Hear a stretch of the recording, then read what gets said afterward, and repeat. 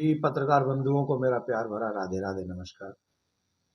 जैसा कि आप सभी जानते हैं कि हम सनातन बोर्ड के लिए और कृष्ण भूमि के लिए भारतीय जितनी भी हमारी सनातनी जनता है उसको जागरूक कर रहे हैं और हम जगह जगह जाकर सभी सनातनियों को एक मैसेज दे रहे हैं कि इस समय एक ऐसा समय है जिस समय में हम सभी को एकत्रित होकर अपने सनातन धर्म को आगे बढ़ाना चाहिए। आप लोग जानते हैं कि हमारे मंदिर भी भगवान जहां विराजते हैं स्वयं वो मंदिर भी सरकार के अंडर है। उन मंदिरों को सरकार से मुक्त करके एक ऐसी संस्था का निर्माण हो जिस मंदिर को हम स्वतंत्र करें, वहां से हम गौशाला इत्यादि चला सकें और उस धन से हम सनातनी जनों की सेवा कर सकें। ऐसी सेवा करें जिससे हमारे सनातनियों को हेल्प भी मिल सके। परमात्मा के धन से परमात्मा के लोगों की सेवा हो, जिससे मॉडर्न गुरुकुलम चले, मैकाले की परंपरा से जो एजुकेशन चल रहा है उस पर विराम लगे, हमारे बच्चे सुरक्षित रहें, हमारे बच्चों पे किसी की बुरी नज़र न पड़े। फिर हमारे हॉस्पिटल्स उसी से बने, जो गौशालाएं, जो गौ माता सड़क पे भ्रमण कर रही हैं वो गौ माता भी बचें। इन सब विषयों के लिए एक ऐसी संस्था का होना बहुत जरूरी है जो मंदिर उनके अंडर में हो, धर्माचार्यों के अंडर में हो और उन्हीं मंदिरों के माध्यम से ऐसी सुंदर व्यवस्थाएं चले जिससे 70 साल से लेकर आज तक हमारी परंपरा को आगे बढ़ाने का कार्य नहीं किया गया। वो कार्य उस संस्था के माध्यम से हम कर सकते हैं। कृष्ण भूमि जो के मथुरा में है, उस जन्मभूमि का मंदिर का निर्माण भी हम लोगों को पूरी भव्य दिव्यता के साथ में करना चाहिए, क्योंकि कृष्ण भूमि भगवान श्री कृष्ण की है, वहां कोई पीर पैगंबर नहीं आए। उन पर भी हम लोगों को सनातनियों को एकत्रित होना चाहिए और इसको आगे बढ़ाना चाहिए। बहुत बहुत साधुवाद है इस समय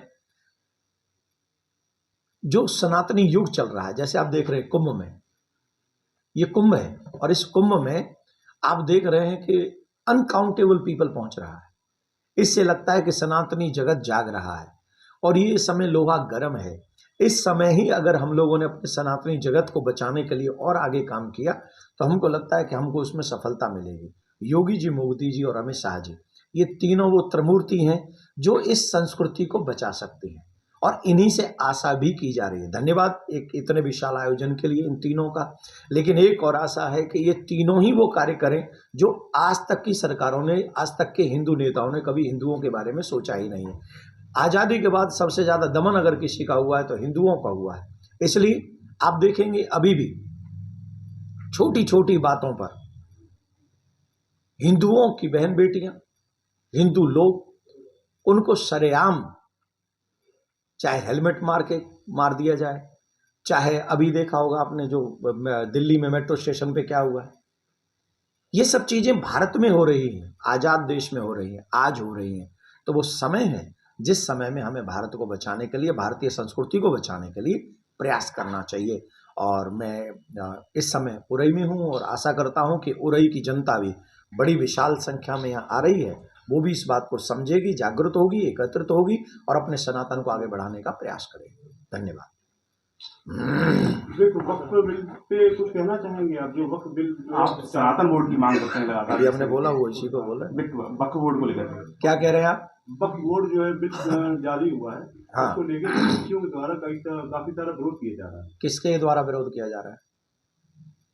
किसके द्वारा विरोध? विपक्षी पार्टी के द्वारा। विपक्षियों से एक बार पूछ लो वक्फ बोर्ड की भारत में जरूरत क्या थी? पाकिस्तान में है क्या वक्फ बोर्ड? अफगानिस्तान में है क्या वक्फ बोर्ड? बांग्लादेश में है क्या वक्फ बोर्ड? अगर वहां नहीं है तो फिर हिंदुस्तान में क्या जरूरत थी वक्फ बोर्ड की?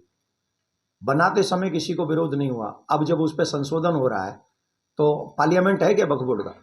एयरपोर्ट है क्या वक्फ बोर्ड का? है, बताइए। उन्होंने तो 1500 साल पुराने मंदिर को कह दिया वक्फ बोर्ड ने कि हमारा है। एक दिन आपके स्टूडियो में भी आके कह देंगे हमारा है। ऐसे थोड़ी मनमानी कहीं चलती है किसी देश में, किसी भी संस्था की। तो मैं इस पक्ष में नहीं हूं। किसी भी संस्था को आप इतनी आज़ादी नहीं दे सकते कि वो किसी की भी जगह को जाके कह दे ये मेरी है।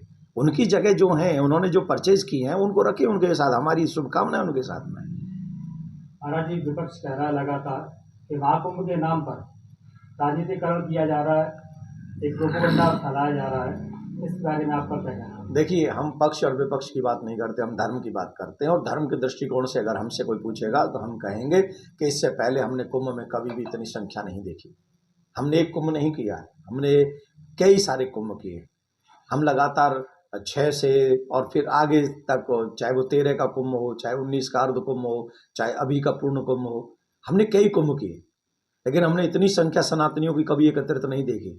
तो इससे हम लोग ये कह सकते हैं कि सनातनी एकत्रित हो रहा है, जागृत हो रहा है और अपनी संस्कृति के लिए वो आगे बढ़ने के लिए तैयार है। तो हम यही चाहेंगे कि इसमें विरोधियों को या विपक्ष को सनातन का साथ देना चाहिए और अपने सनातन जगत को आगे बढ़ाना चाहिए। महाराज, ये क्वेश्चन है कि धार्मिक